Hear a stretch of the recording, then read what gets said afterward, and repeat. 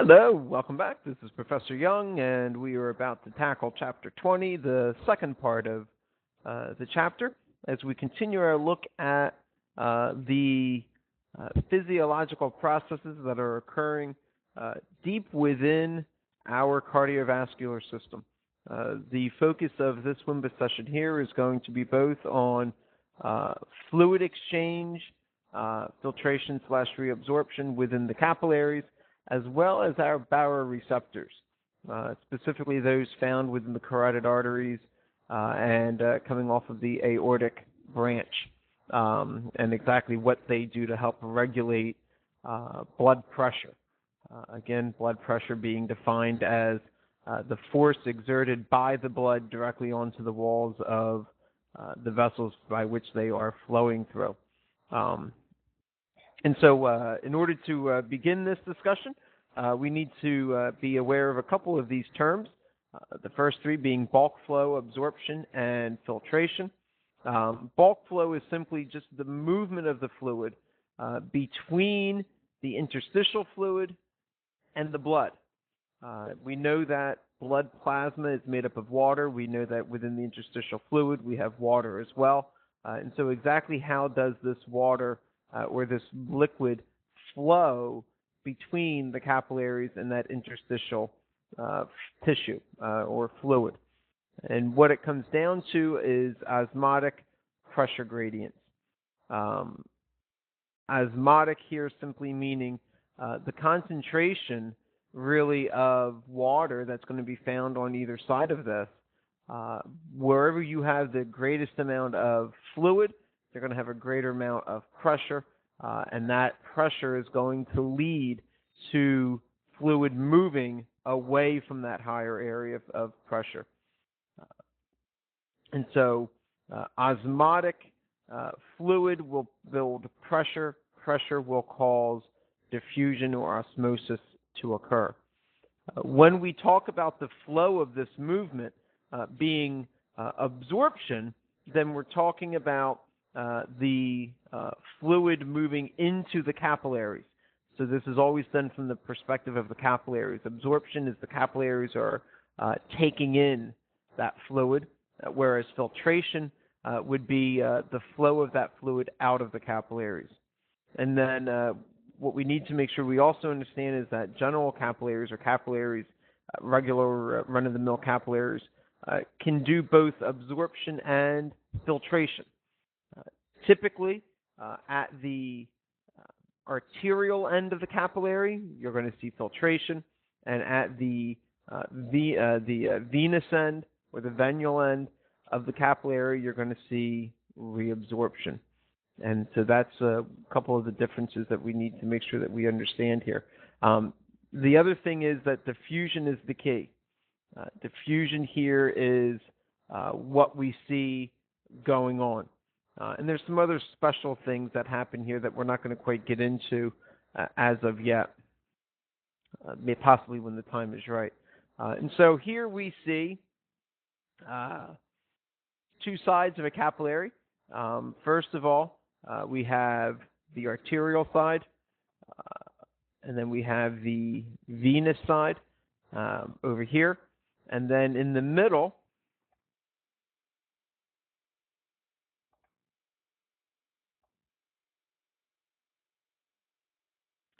here we have the capillary system. And we can very easily see almost right down the middle from there. From here over, we have the arterial side. From here over here, we have the venous side. And so filtration is happening over here, whereas absorption is happening over here, just so you can kind of get an idea of where these sides are taking place.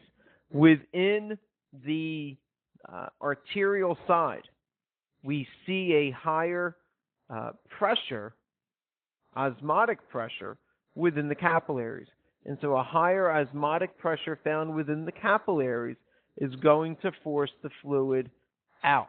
And so that is why we consider this to be filtration. Whereas on the venous side, and that being the return side of the capillary, we see that because we've already lost some of that fluid that we had on the arterial side, that the pressure within the venous end of the capillary is reduced. There is more pressure within the interstitial tissue or fluid, and so therefore the capillaries tend to reabsorb fluid on that end of it. And this is a theme that we're going to see play out over and over again throughout the body. We'll see it within the capillaries, definitely. We'll see it within the digestive system, definitely. And so we're not quite done with this concept of what appears to be doing extra work. First we filter, then we reabsorb, then we filter, then we reabsorb, and it continues to go on and on. So we'll see that process over and over again. What it comes down to, though, is hydrostatic pressure. Fluid is being pushed out of the capillaries as it passes through. Typically what we see here is at the arterial end, we see about 30 millimeters of mercury. And then within the interstitial space. And what I mean by that is very simply, here we have our capillary.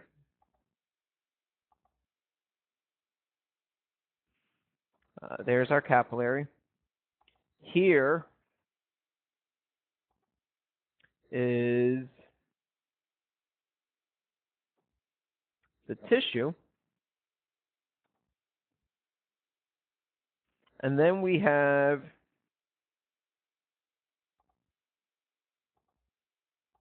in between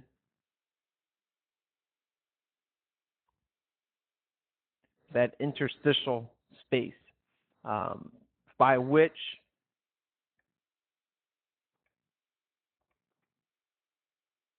fluid will need to flow from the capillaries up into the tissue.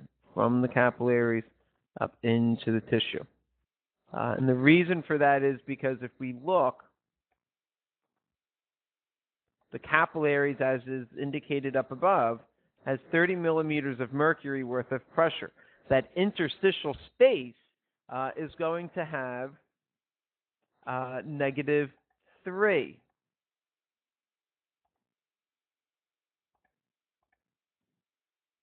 Now, as I mentioned in class, that -3 simply means that water's being drawn out of the capillaries. And so it's a negative loss in that aspect. But it is a movement of that water from the capillaries into the tissue as it passes through the interstitial space.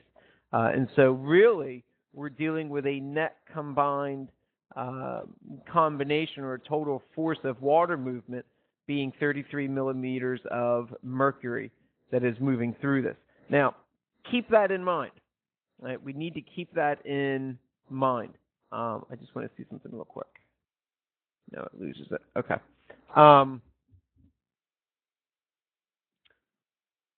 Because we also have this colloid osmotic pressure. And I know a lot of people were getting really confused with this during class. With colloid osmotic pressure, all we're talking about is, within the fluid found within the capillary, there is suspended particles that are going to be there. Typically protein-based when we talk about colloid osmotic pressure. This is typically going to be protein-based. It may be albumin, albumin being the most common of the proteins that are typically found within blood.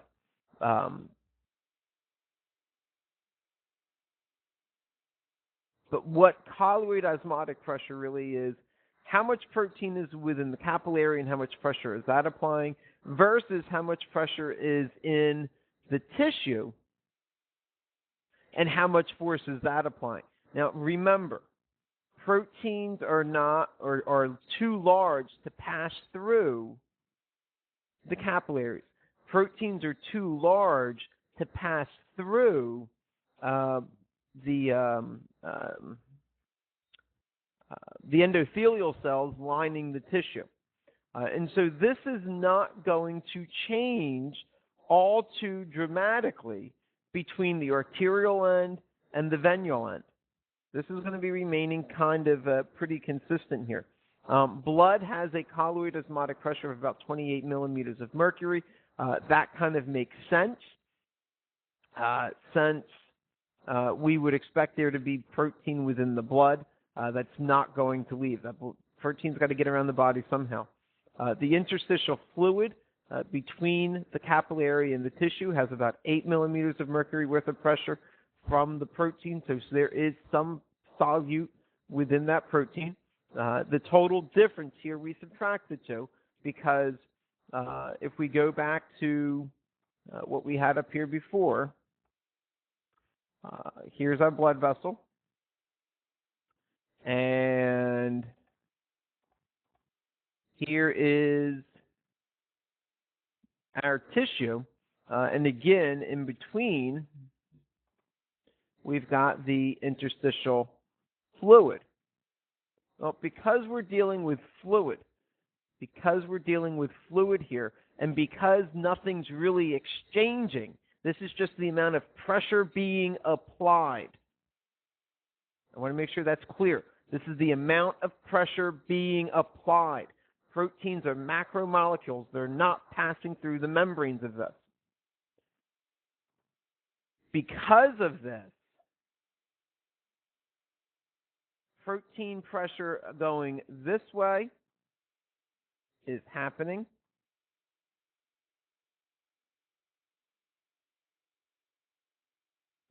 Protein pressure going this way is happening. Oops, not that one though.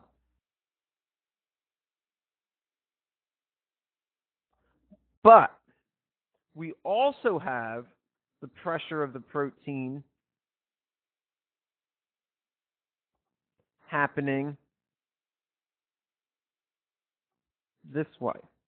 And so the pressure of the proteins from the capillaries are pushing on the interstitial space, and the pressure of the protein within the interstitial space is also pressing back down onto the capillaries.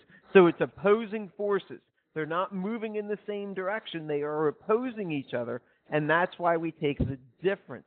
Whereas before, when we were looking at this slide, and I'll recreate this real quick, just to make sure that we're all on the same page. Here's our blood vessel. Here is our tissue. And again, here is the interstitial space right in here. With this slide, we knew that we had a pressure of 30 millimeters of mercury pressing against the endothelial cells of the capillaries, and when it was doing that, water was being allowed to pass through. Water was being allowed to pass through.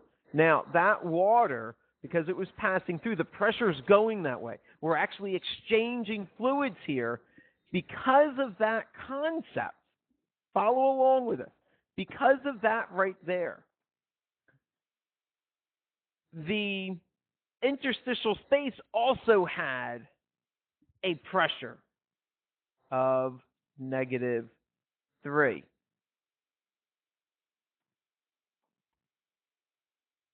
And so that fluid then was also being forced up into the tissue. So it's a completely different dynamic here when we're talking about that. Completely different dynamic here when we're talking about that. One, you've got a movement of fluid that can pass through the pores, and it's going through. The other one, with colloid osmotic pressure, what we're seeing happening here is the pressures are opposing one another, and so we get a difference there in that sense.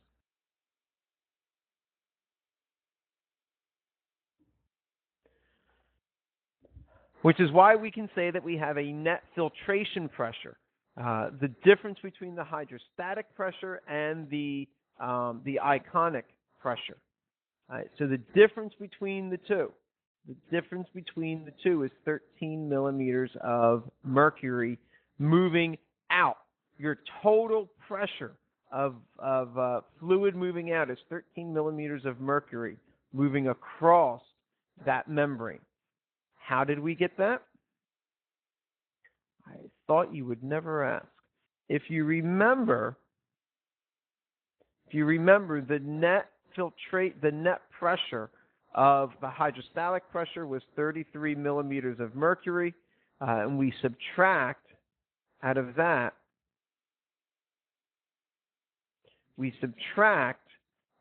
13 millimeters of mercury because of, no, I'm sorry, we're not subtracting 13. We're subtracting 20 millimeters of mercury out for the iconic pressure, and what that leaves us with is the magic number of 13 right there. When we talk about net reabsorption pressure, we're talking again about the difference between the hydrostatic pressure and the iconic pressure.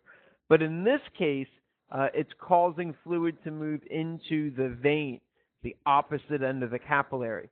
And what we see with that is we see about a total net movement of fluids, about 7 millimeters of mercury moving into the vein or the capillary, the venous end of the capillary. And that is summed up with this right here very nicely. Again, we have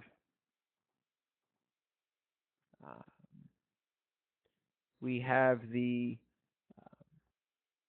arterial end of the capillary, and we have the venous end here of the capillary. All right, so the blood is going to flow through that capillary. As it does, it's entering the capillary with high pressure. That's the 33 out, and then we also see a pressure from the interstitial tissue, from the tissue itself, of 20 in, and so that is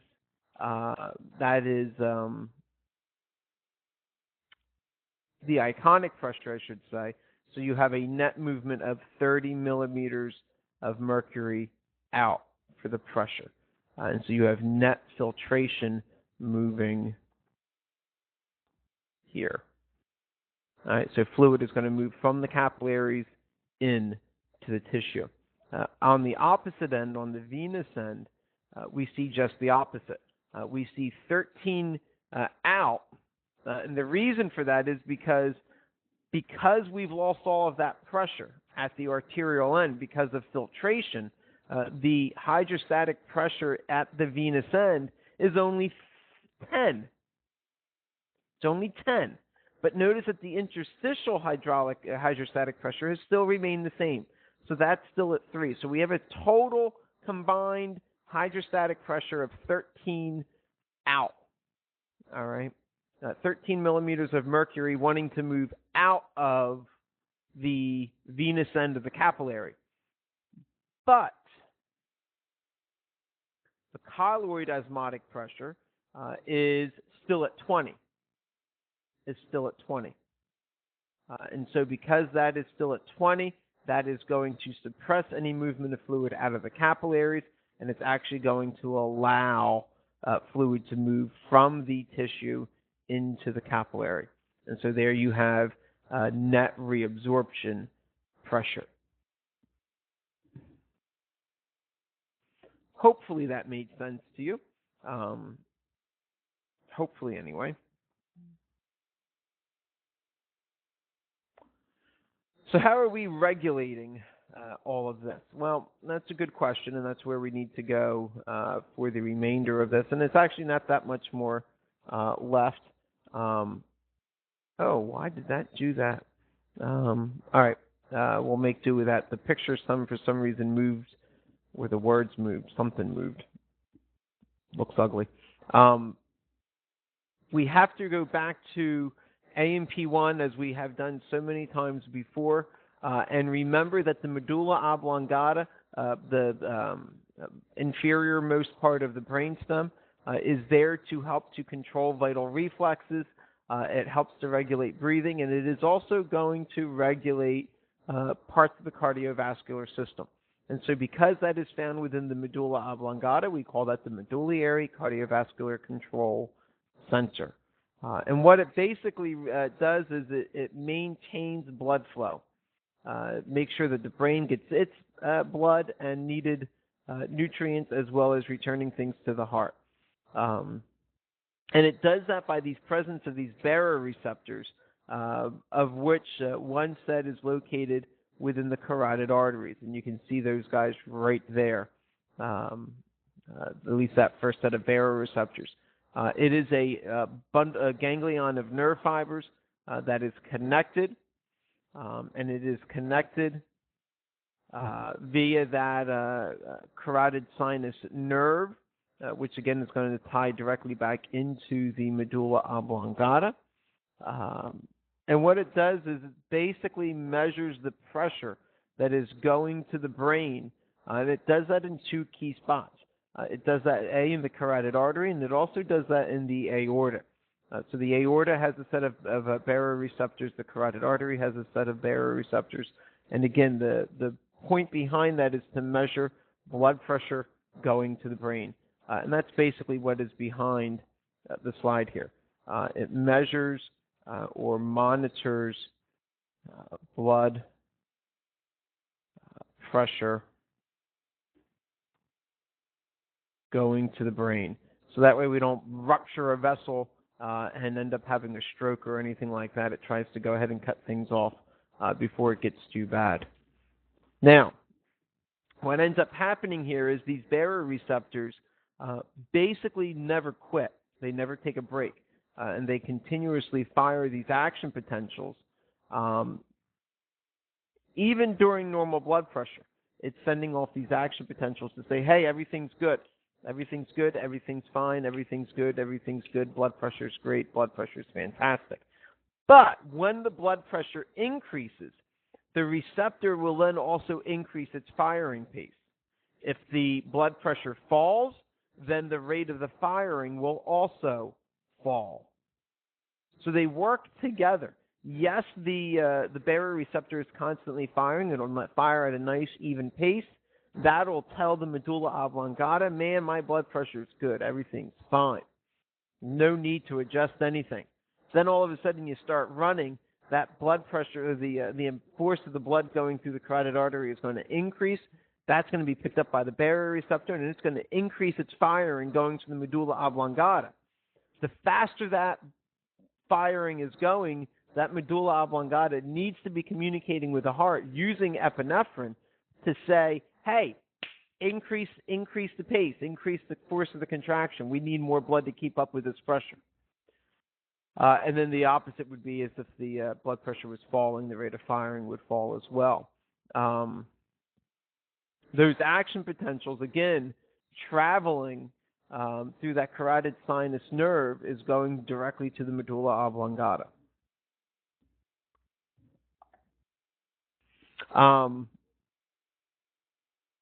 Typically, within a heartbeat or two, the situation is corrected.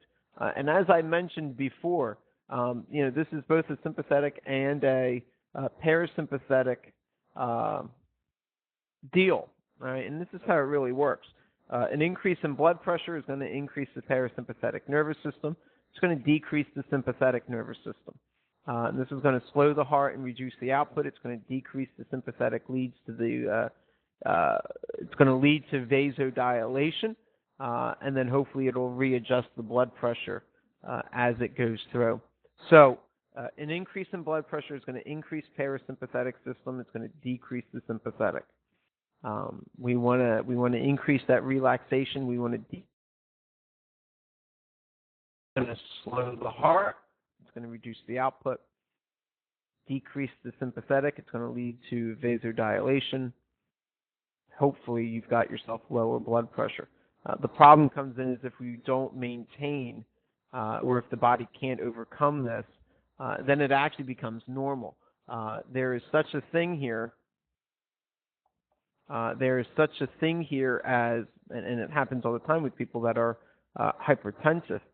the baroreceptor is so used to firing at an increased rate or an increased pace, the medulla oblongata actually begins to believe that's normal, and it stops trying to correct it until it goes above that pressure, and then it'll try to bring it back down to what it is thinking is normal. And so really the body, in a sense, even though the status quo is not healthy, it accepts it as normal or the status quo, and it won't do anything to fix it.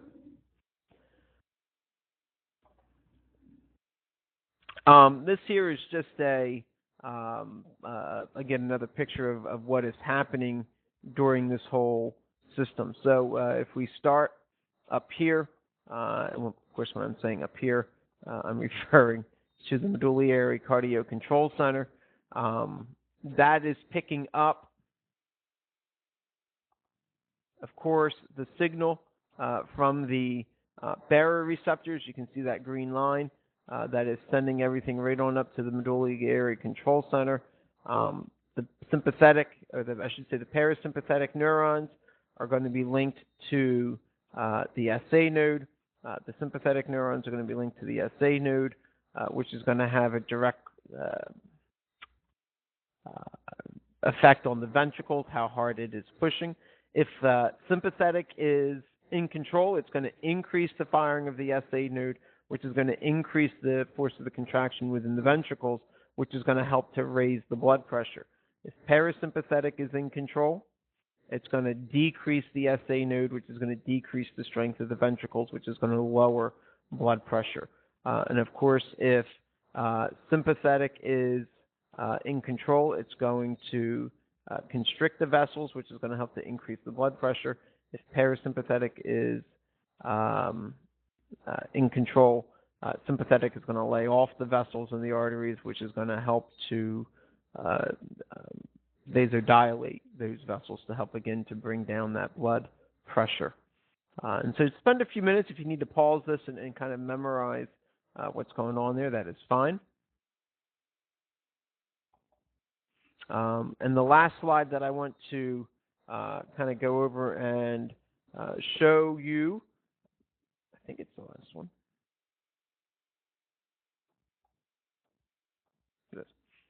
Is again just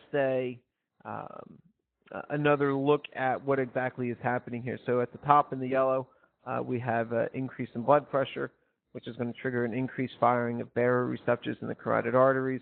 The sensory neurons are going to fire to the cardio control center.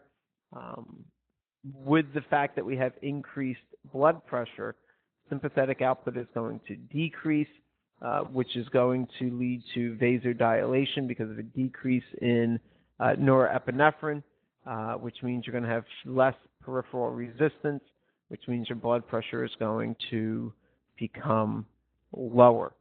With an increase in parasympathetic output, one of the things we really didn't mention much, but I will mention it here, an increase in parasympathetic nervous system typically means more acetylcholine is going to be available. And so we see an increase in parasympathetic, which is going to increase the SA node, which is going to decrease the heart rate, which will, of course, decrease the force of the contraction, which is going to lead to a decrease in the cardiac output, which again is going to lead to a decrease in blood pressure. So both of these systems, the sympathetic and the parasympathetic, have to work in tandem in order for everything to come together in a complete harmony. I would suggest you go back through this and study this, become familiar with this, become very familiar with this. It is an example of a negative feedback system. Just another one of the many to add to the list that we've already looked at over the last semester and a half. And so with that said, I will leave you to your studies. I can't stress enough, and as I end every session, I will say it again.